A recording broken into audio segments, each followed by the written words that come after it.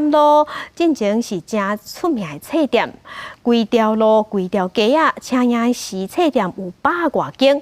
毋过即马大家拢在买手机啊，还有网络册店出来了后，民众买册惯势改变啊，一寡册店哦嘛挡袂落啊。真亲像一间真老经营45档的建宏书局，伫咧昨昏关门。门口的布条甲告示清楚写着最后一天结束营业。位在台北市重庆南路的62号建宏册店就要关起来，离日就是最后的营业日。就是很不舍了。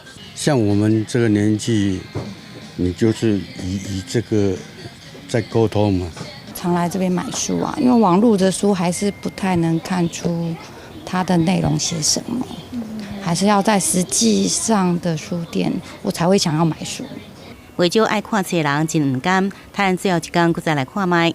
建宏册店在重庆南路经营45年，总店2016年结束营业。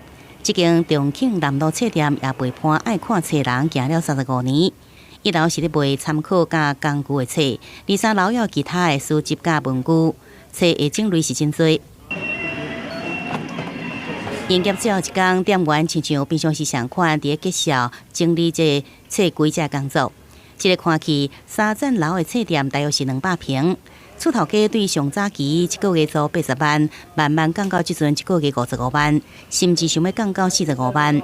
要过头家看一了营运的情形，也是决定不要再延经落去了。我一开门就亏本，1年大概300万了。第一个就是少子化，第二个就是网络，都到网络去买。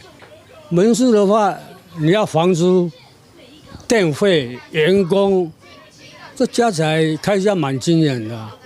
摕到册慢慢仔看，这是在实体册店看册享受。